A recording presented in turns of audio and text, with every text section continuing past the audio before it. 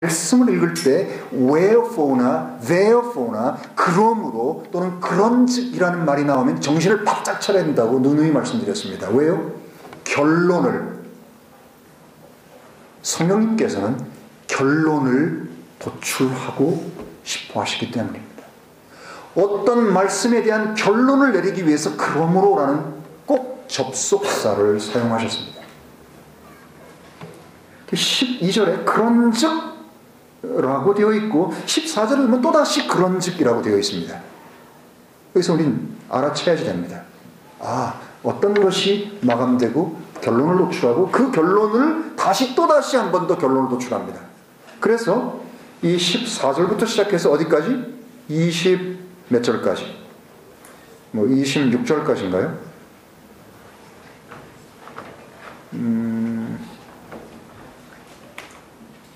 그러네.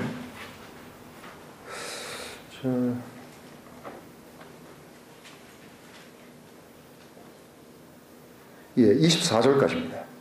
24절까지로 이렇게 나누어지고, 그 다음 25절부터 마지막까지입니다. 33절입니다. 이 세 번째 파트는 어떻게 얘기하면 8장의 연속이라고 말씀드릴 수 있습니다.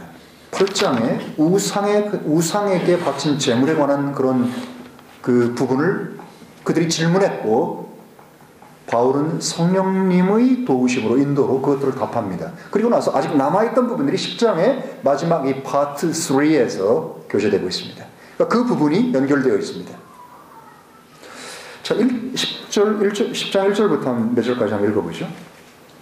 이뿐 아니라 moreover 형제들아, 너희가 모르기를 내가 원치 아니하노니 우리 조상들이 모두 구름 아래 있고 모두 바다를 통과하며 모두 구름과 바다에서 바티즘을 받아 모세에게 이르고 모두가 같은 영적 음식을 먹으며 모두가 같은 영적 음료를 마셨으니 이는 그들을 따르는 영적 바위로부터 마신 것이요 그 바위는 그리스도시라. 그러나 하나님께서 그들의 다수를 기뻐하지 아니하신 거로 그들이 광야에서 엎드려졌느니라. 이제 이 일들은 우리의 본보기이니 이는 그들이 탐한 것 같이 우리도 악한 것을 탐하지 않게 하려 함이라. 원래 한 5절까지만 읽었어야 되는데 여기까지입니다. 누구의 얘기입니까? 이스라엘의 얘기입니다. 언제요? 오래전에 이집트를 탈출해서 광야를 거쳐 하나님이 약속하신 가나안 땅까지 이른 그 과정, 그 중에서 특히 광야에서의 이스라엘, 하나님이 택한 빼어난 선민, 이것을 갖다가 사도행전에서는 광야교회라고 불렀습니다. 이들의 경험을 지금 얘기하고 있습니다. 역사적으로 이루어졌던 것들이고 개인적으로 체험했던 것들입니다. 무엇을 체험했습니까? 하나님의 놀라운 권능과 권세의 오른팔을 그들은 체험했습니다. 단 한 번도 상상해 본 적이 없었고 단 한 번도 눈을 씻고도 믿을 수 없었던 일들이 그들 앞에서 계속 벌어졌습니다. 그들의 삶은 매일매일이 기적의 연속이었다고 우린 감히 말할 수 있습니다. 왜요? 40년 동안 한 번도 그들은 옷을 지어 입은 적이 없었고 신발이 닳아서 신발을 갈아 신은 적이 없었습니다. 이미 읽은 것처럼 그들은 만나를 먹었고 메추라기를 먹었고 그들은 바위로부터 터져나오는 생수를, 뉴질랜드 물 좋죠. 100% 내추럴 뉴질랜드 워터요. 수출 많이 하죠. 근데 이 바위로부터 터져나오는 이 음료하고 비교할 수 있겠습니까? 없습니다. 지금도 사우디아라비아에 가면 이 장소가 그대로 남아있답니다. 소위 지금 시내산 반도에 있는 호렙산이라고 불려지는 건 그건 이 산이 아닙니다. 절대적으로. 아라비아에 있습니다. 사우디에. 그런데 아주 철책으로 보호가 되어 있어서 아무도 못 들어갑니다. 들어가면 잘못하면 총 맞아 죽습니다. 허락을 받은 사람만 들어가는데 거의 허락을 잘 해주지 않습니다. 그곳에는 불탄 출애굽기 19장에서 24장까지 하나님의 영광이 그 호렙산, 진짜 호렙산 위에 내릴 때 산 위가 다 까맣게 탄 게 아직까지 남아있다고 합니다. 그 당시에 썼던 유적들이 거긴 여전히 남아있습니다. 사람들이 지금 돌판도 찾고 있는 사람이 있습니다. 첫 번째 깨진 돌판을. 그런데 그 사우디 정부에서 회교도거든요. 잘 허락을 안 해주는 겁니다. 자, 그 얘기가 아니라, 자, 이렇게 오늘날로 치면은 너무너무 신령한 초자연적인 기적을 매일매일 맛보고 먹고 눈으로 확인하고 그러면서 이 광야를 살았던 자기들의 조상 그리고 이스라엘, 이 사람의 체험적인 삶이 이 안에 기록되어 있습니다. 그러나 5절에 뭐라고 있습니까? 5절을 보십시오.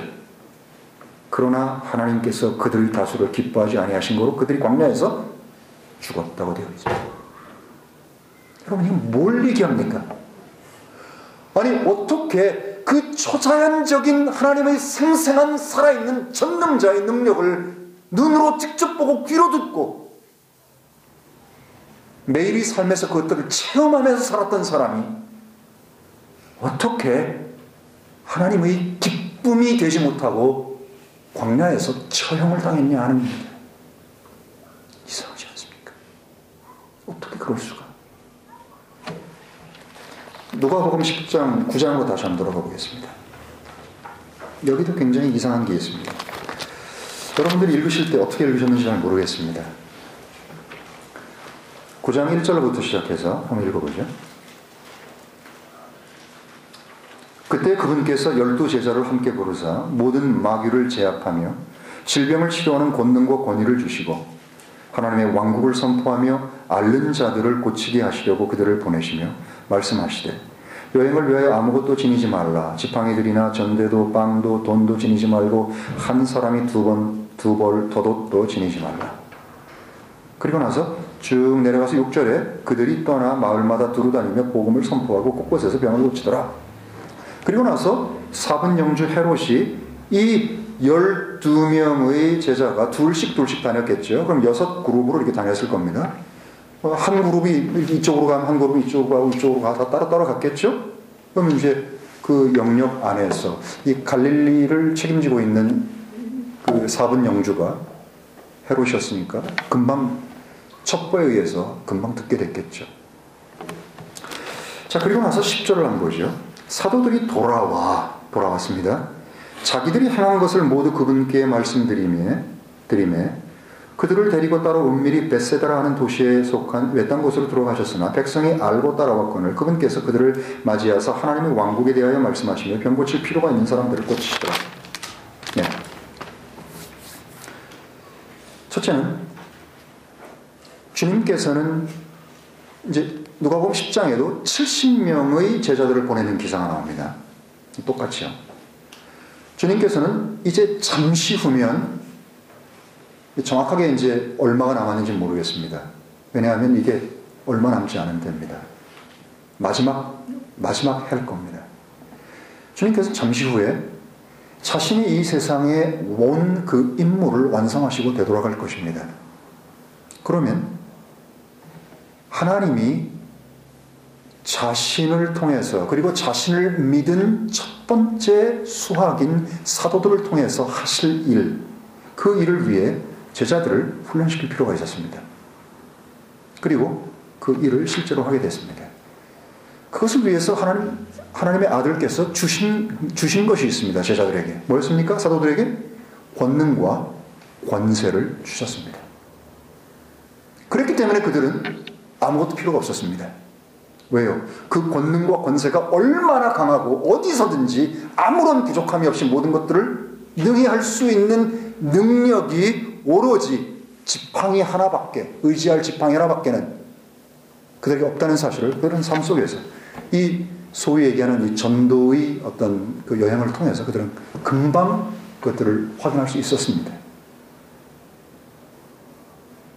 그런데 제게 이상한 건 이거였습니다. 왜 그들이 돌아왔을 때 아무도 따라오는 사람이 없었을까 하는 점입니다. 여러분, 그게 이상하지 않았습니까? 전 되게 이상했습니다. 자, 오늘날 한번 생각해 보죠. 오늘날 성령님의 놀라운 능력이 여기 있는 천영재님의 심장 위에 박자매님에게, 황자매님에게, 전영재님에게, 신자매님에게, 누구에게 막 쫙 나가서 그들이 하나님은 두 가지랍니다. 세 가지죠. 엄밀하게 하면 하나님의 왕국을 선포하고 하나님의 왕국을 선포하는 겁니다. 목적이. 두 번째는 왕국을 선포하기 위해서 왕국의 능력이 그들 앞에서 그대로 나타나야 됐기 때문에 그들에겐 뛰어난 권세와 능력, 곧 병 고치는, 약한 자를 세우는, 또 한 가지는 뭐였습니까? 마귀를, 데블스를 쫓아내는 이것이 주어졌습니다. 자, 오늘날 그것이 역사가 나타나서 돌아다녔다고 생각을 한번 해보시죠. 이 주위에 남섬을 돌아다니고 천영전인 북섬으로 올라가고 해가지고 돌아다녔습니다. SIS 첩보대에 금방 포착이 됐겠죠. 뉴질랜드 첩보대. 이들이 누구냐? 도람 스트리트 교회가 뭐냐? 그러죠? 자, 그랬을 때 그들이 그것을 마치고 돌아올 때 여러분 어떤 일이 벌어졌을 것 같습니까? 갔던 사람은 그대로 다 돌아왔을까요? 아니면 줄줄이 인산인해로 여기는 미어 터져가지고 아무것도, 그렇게 됐을 거 아닙니까? 그렇게 됐겠죠? 전 그게 되게 이상했습니다. 왜 아무도 따르는 자가 없었을까? 그 놀라운 그 권세와 권능으로 인해서 기적이 벌어지는 것을 보고, 마귀가 쫓겨나가는 것을 보고, 쫓겨나간 마귀를 통해서 하나님의 왕국이 지금 실제적으로 임했다는 것이 그들에게 감지가 되는 상태고, 죽은 병든 자들이 팍팍 낫고 하는 것들을 다 봤는데도 아무도 사도들을 따라오지 않았다는 사실이 저는 굉장히 기이했습니다. 사도들이 따라오지 말라니까, 귀찮아, 그랬을까요? 이상하잖아요. 뭐가 문제입니까? 왜 믿음이 없고 faithless and perverse generation, 믿음이 없고 삐뚤어진 세대여 라고 주님께서 분노하셨을까요? 형제님은 후자라 그러셨는데 전 전자였을 것 같습니다. 누구를 향한 것이었을까요? 제자들을 향한 게 아닙니다. 제자들 말고, 제자들은 못하는 줄 압니다, 주님이. 왜요? 그것은 기도와 금식 이외에는 그렇게 할 수가 없는 걸 그들은 처음 배운 겁니다, 이제.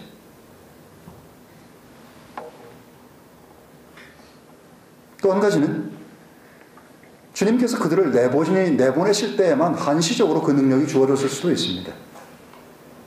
잘 모르겠습니다, 그건.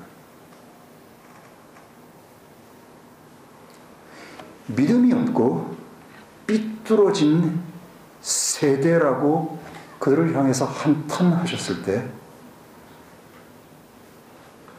믿음으로 반응하지 않았던 이들의 조상과 조금도 다름이 없던 그 이스라엘을 향해서 주님은 얼마나 탄식을 하셨을까 하는 생각이 들었습니다. 여러분 같으면 어떨까요? 전 따라갔을 겁니다. 저는 제 생업을 포기하고 따라갔을 겁니다.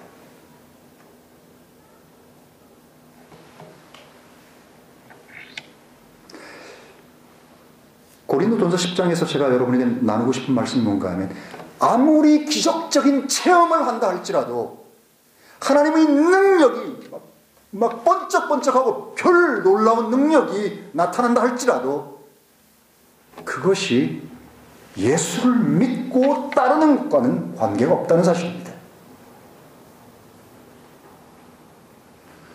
여러분, 이 초능력, 초자연적인 이 능력, 이 기적이라고 불리고 표적이라고 불리워지는 이것은 표적 자체를 위해서 있는 게 아닙니다. 왜 있습니까?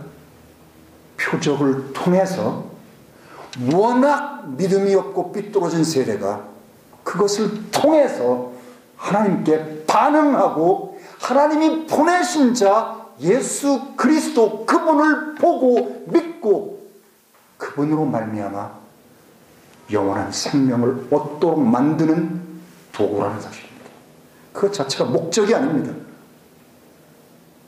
저는 유교 가정에서 태어나서 저희 집에는 예수가 들어올 발 디딜 틈이 없었습니다.